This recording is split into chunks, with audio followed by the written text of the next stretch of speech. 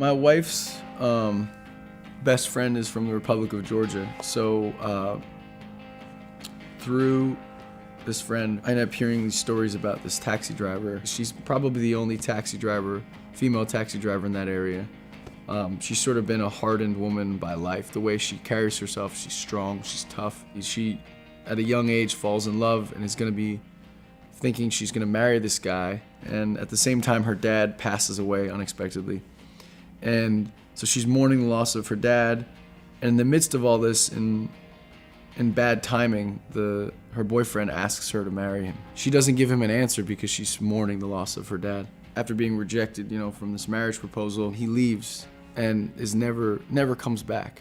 And she notices that he tracked out these muddy footprints on her floor, on her carpet, and she refuses to wash any of them off.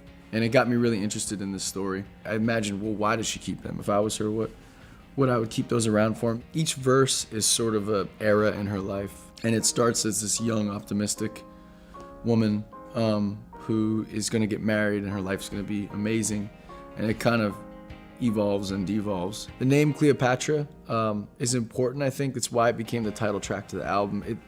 It sort of embodies this idea more than this isn't this person's name. This is this idea that when we're young, we feel, I think, a lot of us like we're destined for something bigger than our small town, or destined for greatness or something.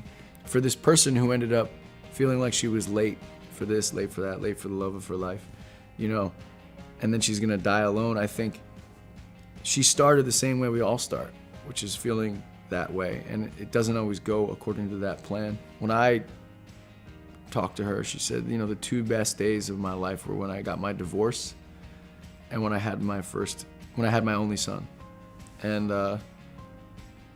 it's the opposite of what I've heard almost anyone tell me about their life. I felt like the courage in confronting what your life was really like, it was so rare to hear and see. And I think that is a big part of the song. For me, the big focus was on sort of honoring that. The last verse takes it into this idea that she's walking through, in my head, she was walking through a nursing home, telling a nurse